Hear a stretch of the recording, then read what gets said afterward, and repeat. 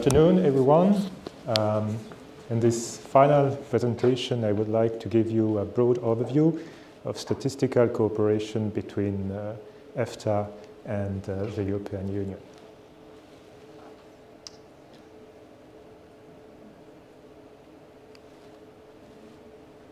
Okay.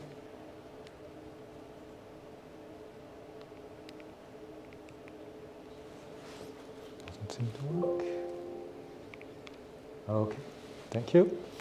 This is the outlook of my presentation. I will tell you who we are, what we do. I will also speak a little bit about the European Statistical System, which is the environment in which we work. Then touch on the incorporation of EU statistical legislation into the EEA agreement. And then review the main activities we have in Luxembourg. Should check this one. So, ESO is a small team, a small unit. We are 6 staff members, and we have our offices in Luxembourg in the same building as Eurostat. This is the building of Eurostat in Luxembourg. We also have access to some of the databases of Eurostat. And this also, of course, is very convenient, offers a very good basis for our day-to-day cooperation with them. A bit of history. ESO was established in 1991. That is even before the signing of the EEA agreement. It was meant to be a liaison office between the EFTA National Statistical Institutes and Eurostat. Then in 1994, the 3 EEA EFTA countries become partners in the European Statistical System through the EEA agreement. And then a couple of years later, it was Switzerland that became a partner in the European Statistical System based on a specific bilateral statistical agreement between them and the European Union. And our overarching objective at ESO is to promote the full participation of the EEA EFTA states in the European statistical system. Since I mentioned the European statistical system, I have to explain a little bit what it is. The ESS, as we call it, is a partnership between the Commission, that is Eurostat, and the National Statistical Institutes of all EEA member states. Remember, EEA, that is the EU member states, and the EFTA member states. In practice, it is like that the statistics are collected at national level by the National Statistical Institutes, transmitted to Eurostat, and then Eurostat compiles so-called European statistics and disseminate them. This is why we call this a partnership. And it is very much about the development, production, and dissemination of European statistics. Those statistics are high quality, harmonized statistics, and they allow meaningful comparisons between the partners in the system. And we, at ESO, we act as a broker between the EEA EFTA states and Eurostat, in the sense that we support our member states in the participation in ESS meetings. These meetings are important. It is about decision shaping, something you heard a lot about today. We keep also an overview on legal developments in the ESS. European statistics are an area of EU policies that is heavily regulated as any other area of EU policy. We keep an overview on transmission and dissemination of European statistics. Here it is about implementation of the EEA agreement. And finally, we provide some supports towards statistical training in the system.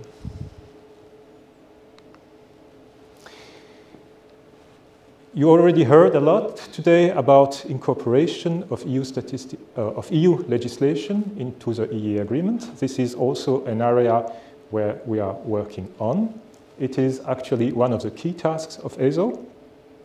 That is to coordinate and support our member states in the process of incorporating new legal developments in the field of statistics into the EEA agreement. Here, our job is to identify relevant legal developments in the European statistical system, to inform our member states about what is going on, then to assess with them the relevance of the new legal acts, should they be integrated or not in the EEA agreement, and if the answer is yes, do we need special adaptations or derogations for them? Here, we also act as a facilitator for discussions between our member states and Eurostat to find common grounds when it comes to special adaptations for the EEA-EFTA states.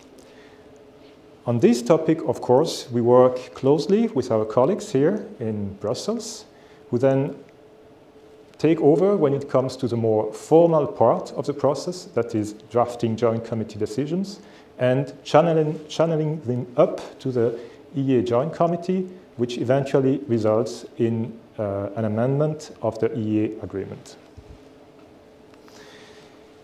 And speaking of the EEA agreement, here I would like to mention the parts of the agreement that are relevant for statistical cooperation. That is, on the one hand, Protocol 30. In Protocol 30, you will find the general rules governing statistical cooperation. And one key principle that is provided for in Protocol 30 is that the EFTA states participate fully without the right to vote in the European statistical system, namely in its committees and other bodies that assist the Commission.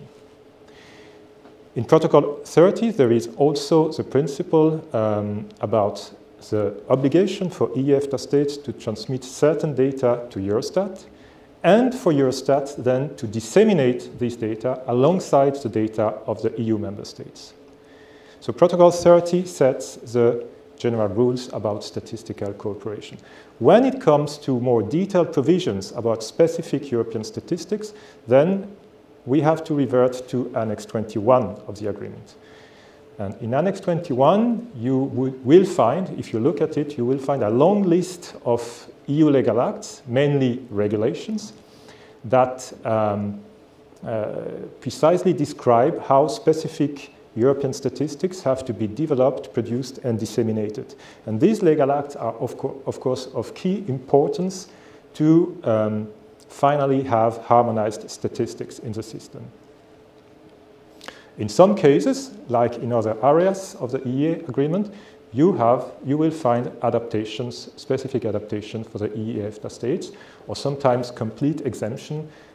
Liechtenstein, for example, is often exempted of providing certain European statistics that have to be provided by Iceland and Norway.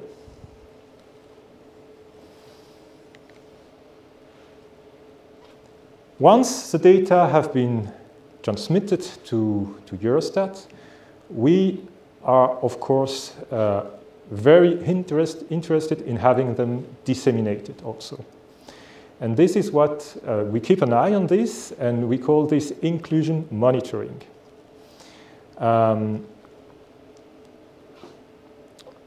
So what we do is that we look on a daily basis on the publications of Eurostat to check whether EEA-EFTA states data are also included in these publications.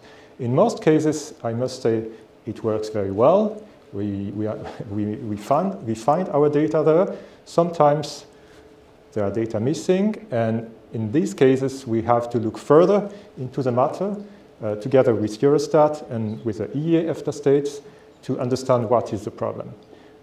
Sometimes it is the EEA-EFTA states that have not transmitted the data as they should have, or the data are not of the necessary quality, or some deadlines have not been respected. And in some few cases also, the data have been properly transmitted to Eurostat, but Eurostat, for some reason, has not included them in their publications.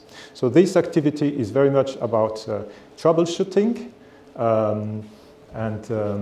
but it is something also one of our key activities, because having our data published along the data of the EU member states is one of the main objectives of our statistical cooperation with the EU. I mentioned that we also provide some support towards statistical training in the system. The European Statistical System has a well-established training program called ESTP, European Statistical Training Program. It is important for newcomers in the system, people starting in the national statistical institutes. It is also important to acquire new techniques, improve good practices, and simply also to network. And the ESTP is an important tool to ensure the permanent modernization of the system. We at EFTA, we provide up to 4 courses each year in the framework of the program. There are about 60, 70 courses, up to 80 courses that are provided by the system each year, and we organize or co-organizes with our member states up to 4 courses. And the program has proven to be of great benefit for our member states. We have an average of 40 statisticians coming from the EFTA states participating in the program. And of course, because we offer 4 courses ourselves, we are then allowed to send people in all the other courses provided by the program.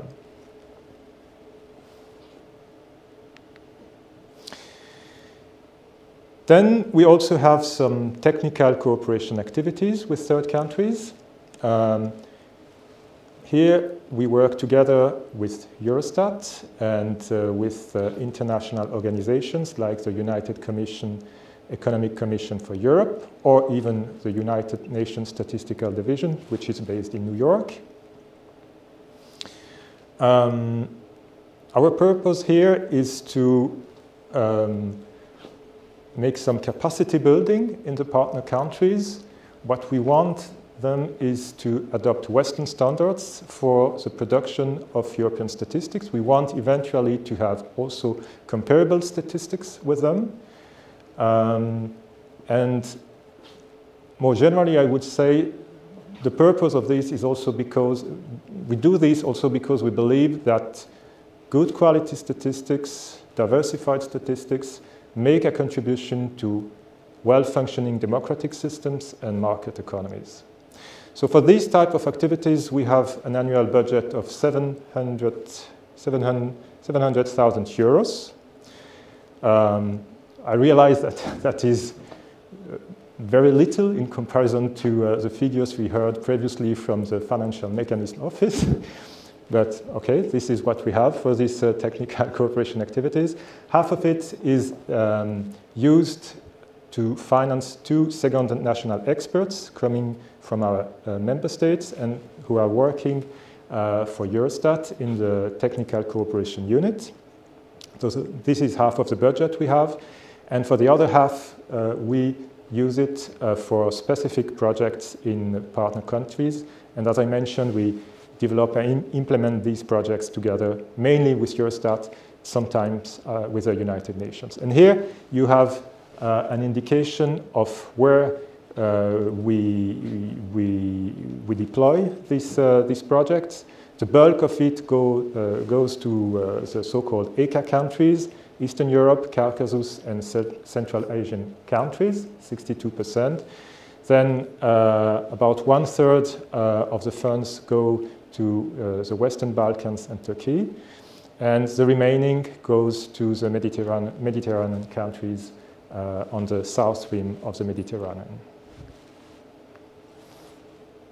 And the budget here, the figures are for 19, because obviously in 2021, I mean, the situation was disrupted and we had to cancel many projects, so the figures for the following years would not be representative. And finally, I would like to mention also a more policy-oriented work we have, or we try to develop, and it has to do with the European strategy for data, something you have probably already heard of. The objective of the European Union here is to establish a single market for data. I have listed here some of the main legal acts concerning this area of policy. And we are interested in this because the data strategy is likely to have also an impact on national statistical institutes, on the way they work, on the methods they use, on the services they deliver. There are potential consequences. There are also opportunities offered by this new environment. So what we do is that we follow this policy work in the EU. We follow the legal developments. We try to analyze them and then to inform the national statistical institutes in the EFTA states about possible consequences and opportunities for them. So that's it. In a nutshell, statistical cooperation between EFTA and the EU. And I thank you for your attention. Thanks.